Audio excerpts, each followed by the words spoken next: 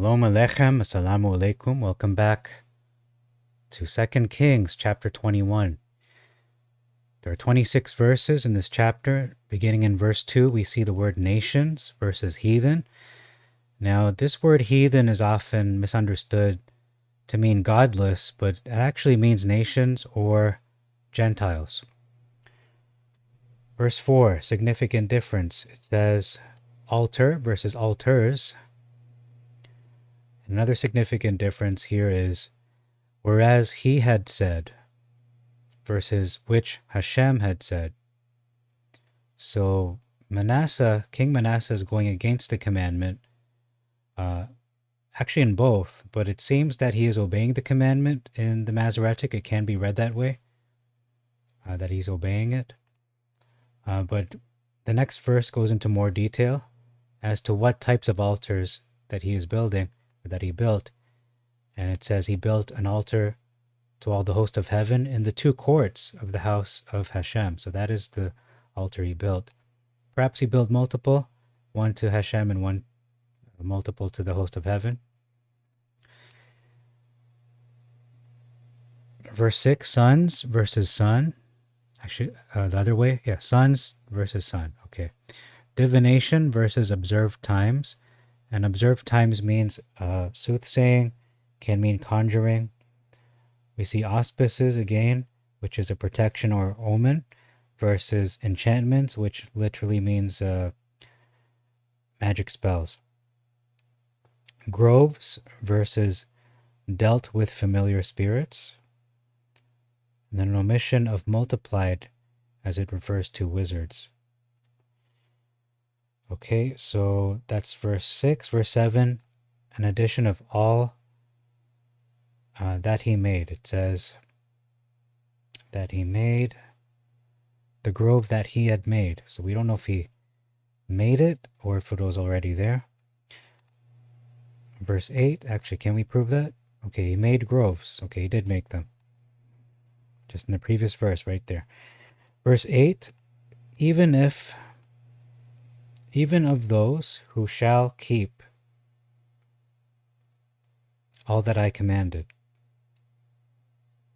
Verses only if they will observe to do according to all that I have commanded. So he's saying, Hashem is saying, I will not again remove the foot of Israel from the land, even of those who shall keep, so those who are obedient, versus I will not make the feet of Israel move only if they will observe. So we can see it's a little more nebulous in the Masoretic, only if they, who are they?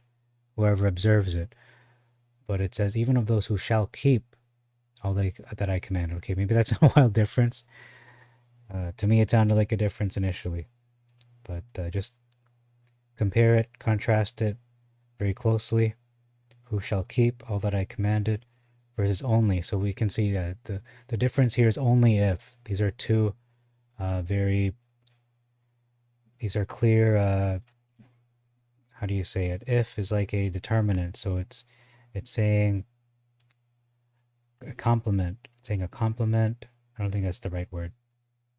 So only and if are both conditional statements, a conditional clause that are required, but it says even of those. So it's more of an identifier in the Septuagint. Okay, so that's verse 9.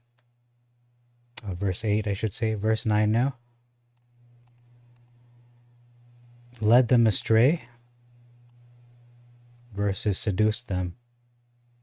Okay, seduced them. What does that mean to seduce? To stray. Okay. Just a bad translation, I suppose. An omission of in the sight of Hashem. Okay, that's important. It's not just evil done, but it was in front of his sight. There's an omission of utterly destroyed. They were completely destroyed. Verse 12, an omission of it shall not be so. So not so. So the word not has been omitted, whereas in the Masoretic it is therefore, which also can mean so.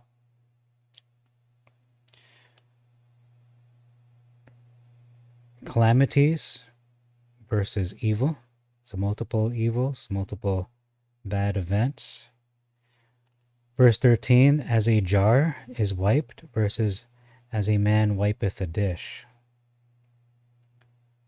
Verse 14, plunder versus prey, and prey can also be translated as plunder, booty, or spoil. Verse 15, in addition of to anger, so that seems to be the default emotion that the Masoretic places upon Hashem. It's always anger. Couldn't be anything else. So language is important. Words matter. If you keep using the same kind of language, then the impression is your Elohim is angry. You have an angry God. You serve an angry God. That's what people would think. Whereas I know him as a merciful, patient, long-suffering, very generous, respectful, loving Father. Okay, so the language is important. Okay, verse 15. In addition, verse 18, I should say, 18. It says Amos versus Ammon. Okay, that's quite different. You could say those are two different people. Because Ammon is usually linked to, I believe, an evil population. The children of Ammon, if I'm not mistaken. But Amos is different because it identifies Isaiah as the son of Amos. Okay, so that's verse 18. Verse 23, this proves the word conspiracy or to conspire means a mutiny or an unlawful alliance that is for the purposes of uprisings or rebellions. And that's all for this chapter. Thank you very much for your time. Till next time, I bid you all Shalom Aleichem, Assalamu Alaikum, Irini Mazisu, Pax Obiscum. Peace be unto you, and Maranatha.